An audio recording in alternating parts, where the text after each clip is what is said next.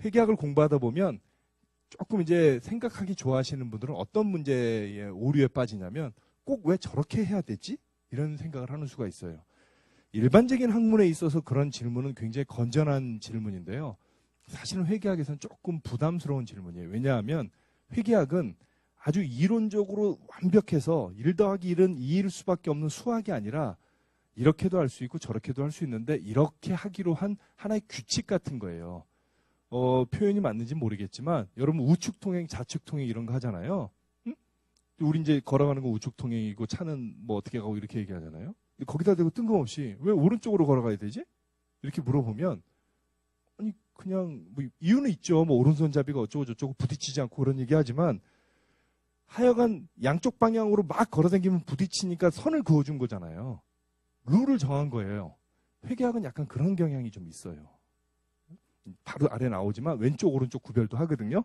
저거를 왼쪽에 적어요? 저걸 오른쪽에 적으면 안 돼요? 이렇게 질문하면 되게 힘들어져요. 그러니까 여러분들의 지적 호기심과 건전한 궁금증을 무시하는 건 아니지만 가능하면 회계학은 특히 회계 원리에서는 그냥 받아들이는 것도 하나의 좋은 학습 태도라고 저는 봅니다.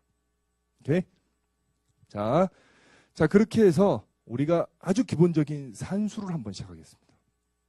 asset 마이너스 liability는 equity다.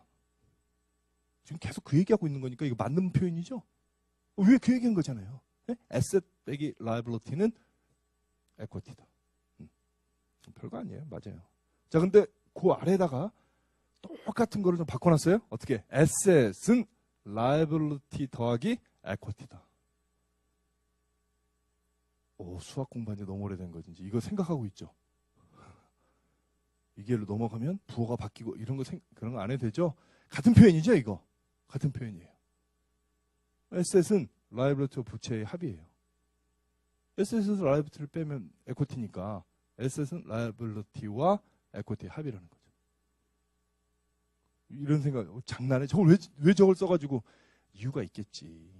자, 이게 바로 회계에서 말하는 어떤 규칙 혹은 여태까지 굳어진 룰을 얘기하는 거예요. 여기에 등식, 등호, 이걸 뭐라고? 이퀘이션이라고 그래요. 그걸 사이에다 두고 왼쪽에 자산을 적고 오른쪽에 부채와 자본을 적어 놨어요. 왜 이런 짓을 했냐면 이제부터 얘기하는 재무상태표가 그 모양을 띠고 있다니까. 왜? 모르지. 옛날에 그렇게 했대요. 누가? 로마가 했든지 송도상인이 했든지. 좌우단 간에 이 등식이 맞는 거는 받아들이고 이제는 등식도 회계에서 원하는 방식으로 쓰자. 어떻게 쓰든 맞지만 자산에서 부채를 빼면 자본이지만 개념은 자산은 부채와 자본의 합으로 표시하자. 해놓고는 얘도 화살표 치고 이름을 적어놨어요. 밸런스 시트 이퀘이션이라고 그래요. 재무상태표 등식이라고 합니다. 밸런스 시트, 재무상태표의 이퀘이션, 등식이잖아요. 등식. 그러니까 자산 이꼬르 liability 플러스 equity라는 것을 하나의 공식처럼 써서 이젠 이건 기억해야 된다, 외워야 된다, 받아들여야 된다로 정해놓은 거예요. 이게 우리말로 하면 재무상태표 등식이고 영어로 표현하면 밸런스 시트 이퀘이션입니다. 지금 뭐 왜 할 거예요? 배우는 거 하나도 없이 같은 말만 하고 있으니까. 자, 그럼 조금 더 가볼게요. 왜 이런 식으로 만들어놨냐면 여러분 좀 칠판의 하단이라 조금 잘 보이지는 않겠지만 여기에 제가 대차대조표를 죄송합니다. 뭐 좀 더 일반적인 재무상태표를 그려놨는데요. 일반적인 재무상태표의 모양을 그려놓은 거예요. 무슨 얘기냐면 자, 낯설지만 봐요. BS가 재무상태표잖아요. BS는 크게 이렇게 그립니다. BS란 제목 적고 큰 종이에 배를 갈라서 왼쪽과 오른쪽을 나눠서 적습니다. 이건 회계학의 매우 기본적인 프레임이에요.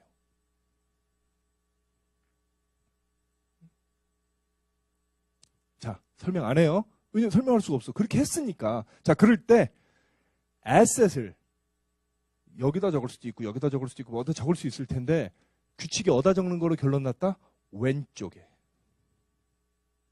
그리고 liability를 오른쪽에, equity를 오른쪽에 적도록 되어 있습니다. 지금 뭘 보여드렸어요? 재무상태표의 큰 틀을 보여드렸습니다. 그래서 재무상태표는 이제 받아들이는 거예요. 왼쪽에 asset을 적고 오른쪽에 liability와 equity를 적습니다. 그러다 보니까 이걸 아예 수식화해서 거꾸로 올려서 표현하면 왼쪽에 asset은 liability 플러스 equity라는 건 하나의 등식으로 형성이 된다는 겁니다. 기억해야 될 주제고 밸런스시트는 이렇게 그리는 겁니다. 오케이? 응? 되시겠어요? 이제 좀 뒤에 가면 예제 푸니까 이제 이해 갈 거예요.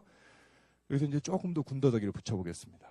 자, 뭘 붙이냐면 가만히 보면 이 표를 여기 이제 숫자가 안 적혀 있으니까 남의 얘기처럼 들리긴 하는데 제가 조금 숫자를 적어 볼게요. 뭐냐면 자, 여러분 아까 얘기했잖아요.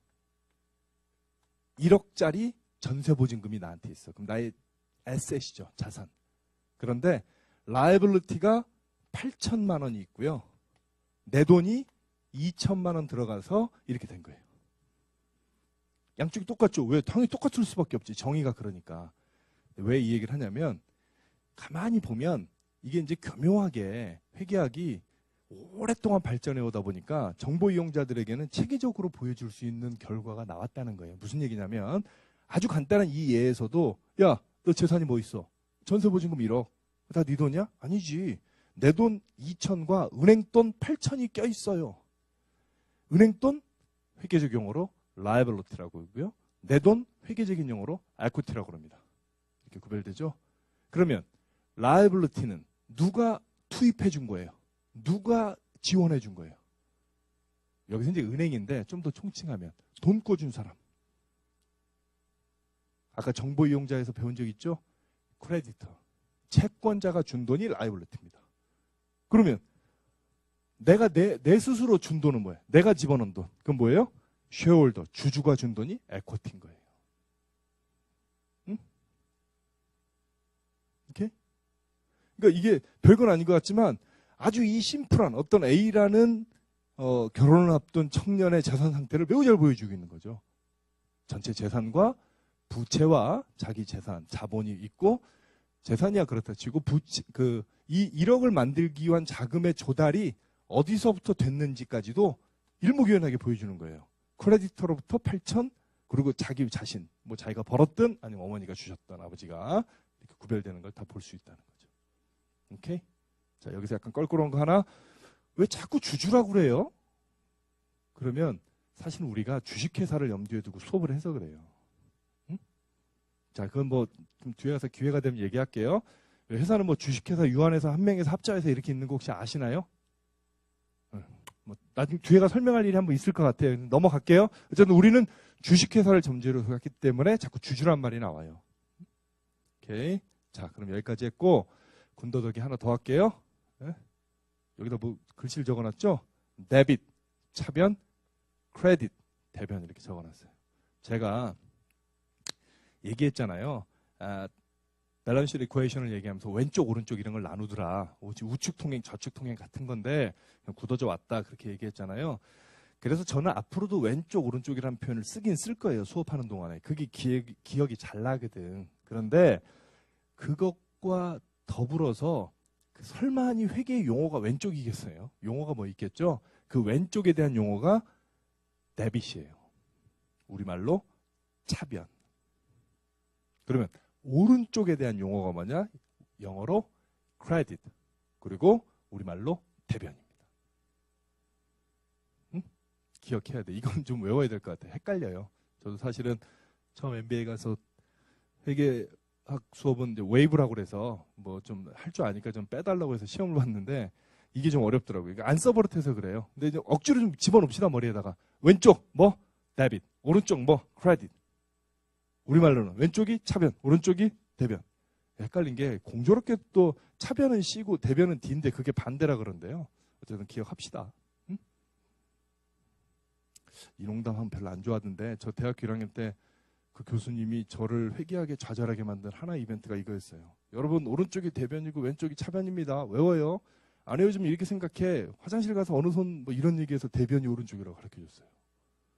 진짜 기가 차죠. 그 노 교수님을 이제 와서 저도 중년이 다 된 나이에 흉보는 건 아닌데 그분은 아마 쉬운 설명을 찾아서 하셨을 텐데 부푼 꿈을 안고 대학교에 와서 등록금을 내고 앉아있는 저에겐 좌절이었죠. 도대체 나는 누구인가?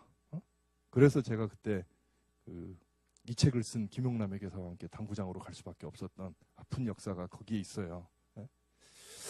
자, 이렇게 해서 재무상태표의 큰 틀을 얘기했어요. 봐요, 여러분. 굉장히 진도 많이 나간 거예요.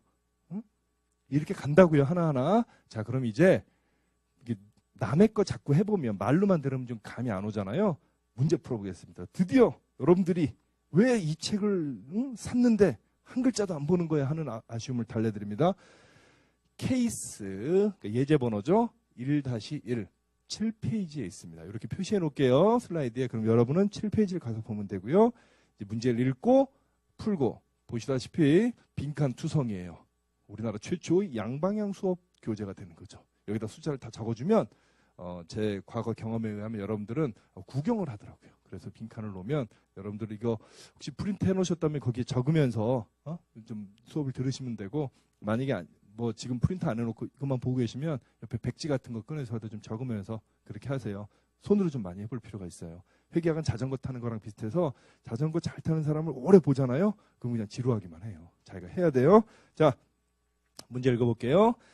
나무 어카운팅 펌의 20X1년 12월 31일 시점의 재무상태를 파악한 결과는 다음과 같다. 캐시 50만 달러네요. 5억. 이게 이제 회계원리 교재를 기본으로 번역을 하다 보니까 그래요. 왜 그러냐면 현금이 50만 불이면 5억이야. 회계법인 금고에 현금 5억이 있을 리가 만무하잖아요. 네, 아마 그때 거기는 50만 원이었겠죠. 자, borrowings 차입금 60만 불, equipment 비품 10만 불, building 건물 40만 불 이렇게 있습니다. requirement가 뭐예요? 나무 어카운팅 펌의 밸런스 쉿 재무상태표를 작성하시오 이런 겁니다. 됐죠? 하자고요? 할 수 있잖아. 질문해볼까? 캐시, 현금은 자산, 부채, 자본 중에 뭐예요? asset, liability, equity 중에. 입이 안 떨어지는 거는 알겠는데 자산이죠? 그죠? 판단 내려보세요. 자, 바로잉, 차입금 60만 불 뭐예요? 갚을 돈이잖아요. liability, 부채입니다. 자, equipment, 비품, 뭐에서 책상, 뭐 이런 거예요. 컴퓨터 이런 거. 이건 뭐예요? 책상을 갚을 거예요? 아니지. 내가 쓰고 있는 내 소유잖아요. 컨트롤하고 있는 거 asset입니다. building, 뭐 사옥이 있나 보죠. 그거 뭐예요? 자산이죠. 자산 3개, liability 하나예요. 이걸 가지고 재무상태표를 그려보라는 얘기예요. 자, 질문합니다. 자산 어느 쪽이 적어요? 왼쪽. 부채 어느 쪽이 적어요? 오른쪽. 자, 왼쪽을 뭐라고 불러요? 헷갈리죠, 이제? 왼쪽이 차변, 오른쪽이 대변. 영어로는 보여드릴게요. 했잖아, 여기. 왼쪽이 debit, 오른쪽이 credit. 자, 한 번에 안 외워질 거예요. 자, 왼쪽, 오른쪽만이라도 기억합시다.